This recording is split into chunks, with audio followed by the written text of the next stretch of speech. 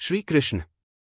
हिंदू धर्म में मंदिर में या किसी देवी या देवता की मूर्ति के समक्ष प्रसाद चढ़ाने की प्राचीन काल से ही परंपरा रही है। यह बहुत महत्वपूर्ण सवाल है कि किस देवता को चढ़ता है कौन सा प्रसाद। यह जानना जरूरी है कि किस देवता को चढ़ता है किस चीज का प्रसाद जिससे कि वे प्रसन्न होंगे।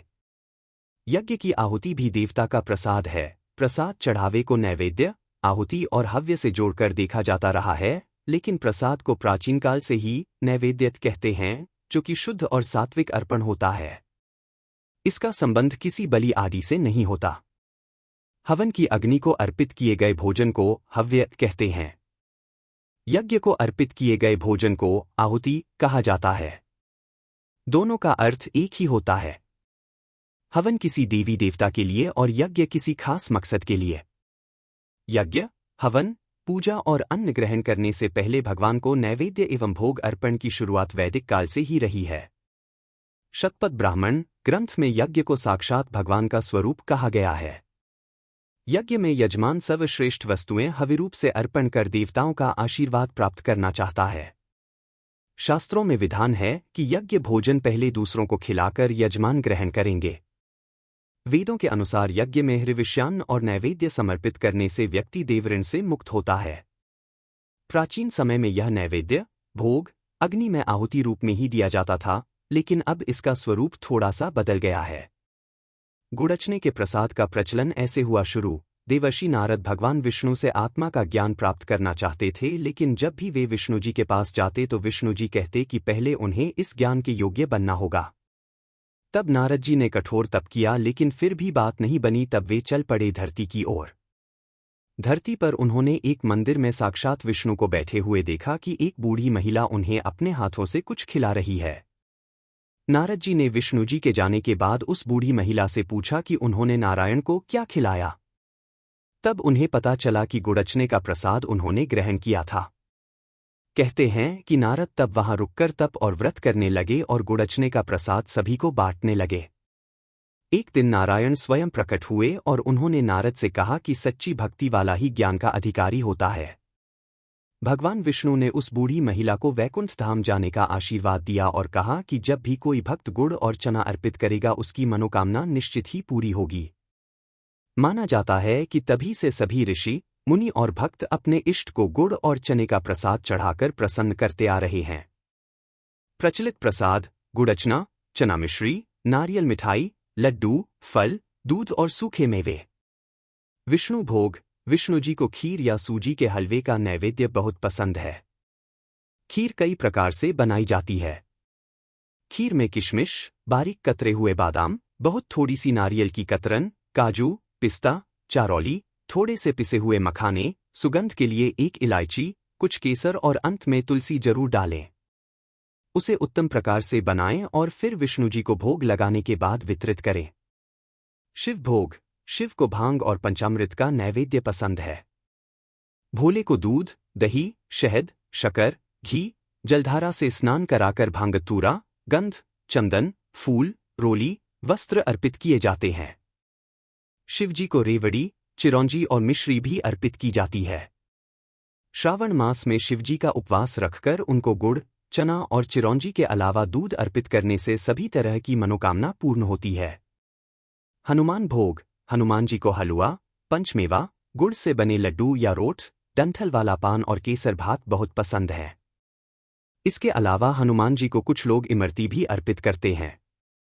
कोई व्यक्ति 5 मंगलवार कर हनुमान जी को चोला चढ़ाकर यह नैवेद्य लगाता है तो उसके हर तरह के संकटों का अविलंब समाधान होता है। लक्ष्मी भोग। लक्ष्मी जी को धन की देवी माना गया है।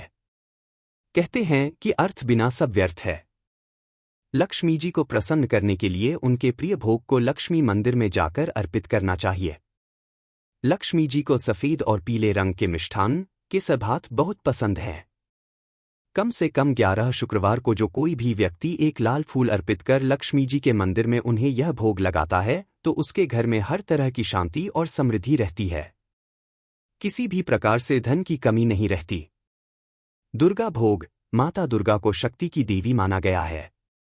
दुर्गा जी को खीर, मालपुए, मीठा हलवा, पूरनपोई, केले, नारियल और मिष्ठान बहुत पसंद है। नवरात्रि के मौके पर उन्हें प्रतिदिन इसका भोग लगाने से हर तरह की मनोकामना पूर्ण होती है। खासकर माताजी को सभी तरह का हलवा बहुत पसंद है। बुधवार और शुक्रवार के दिन दुर्गा माँ को विशेषकर नैवेद्य अर्पित किया जाता है। माताजी के प्रसन्न होने पर वह सभी तरह के संकट को दूर कर व्यक्ति को संतान और धन सुख देती है।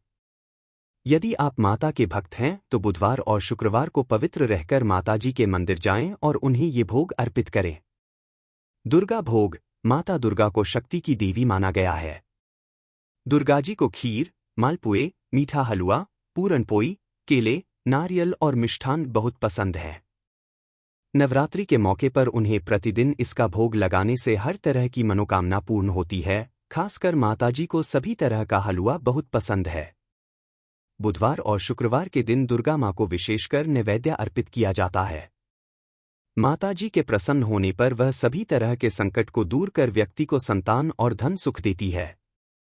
यदि आप माता के भक्त हैं तो बुधवार और शुक्रवार को पवित्र रहकर माताजी के मंदिर जाएं और उन्हें ये भोग अर्पित करें। सरस्वती भोग। माता सरस्वती को ज्ञान की देवी माना गया है। ज्ञान कई तरह का होता है। स्मृति दोष है तो ज्ञान किसी काम का नहीं। ज्ञान को व्यक्त करने की क्षमता नहीं है तब भी ज्ञान किसी काम का नहीं। ज्ञान और योग्यता के बगैर जीवन में उन्नति संभव नहीं। अतः माता सरस्वती के प्रति श्रद्धा होना जरूरी है। माता सरस्वती को दूध, पंचामृत, दही, मक्खन, सफेद तिल के लड्डू तथा धान का लावा पसंद है। सरस्वती जी को यह किसी मंदिर में जाकर अर्पित करना चाहिए तो ही ज्ञान और योग्यता का विकास होगा। गणेश भोग। गणेश जी को मोदक या लड्डू का नैवेद्य अच्छा लगता है। मोदक भी कई तरह के बनते हैं। महाराष्ट्र में खास तौर पर गणेश पूजा के अवसर पर घर घर में तरह तरह के मोदक बनाए जाते हैं। मोदक के अलावा गणेश जी को मोतीचूर के लड्डू भी पसंद है। शुद्ध घी से बने बेसन के लड्डू भी पसंद है। इसके अलावा आप उन्हें बूंदी के लड्डू भी अर्पित कर सकते हैं। नारियल, तिल और सूजी के लड्डू भी उनको अर्पित किए जाते हैं। राम भोग। भगवान श्री राम जी को केसर भात, खीर, धनिये का भोग आदि पसंद है। इसके अलावा उनको कलाकंद, बर्फी, गुलाब जामुन का भोग भी प्रिय है। श्री कृष्ण भोग। भगवान श्री कृष्ण को माखन और मिश्री का नैवेद्य बहुत पसंद है। इसके अलावा खीर, हलवा, पूरनपोई, लड्डू और सिवैयां भी उनको पसंद है। कालिका और भैरव भोग। माता कालिका और भगवान भैरवनाथ को लगभग एक जैसा ही भोग लगता है। हलवा, पूरी और मदिरा उनके प्रिय भोग हैं। किसी अमावस्या के दिन काली या भैरव मंदिर में जाकर उनकी प्रिय वस्तुएं अर्पित करें। इसके अलावा इमरती, जलेबी और 5 तरह की मिठाइयां भी अर्पित की जाती हैं।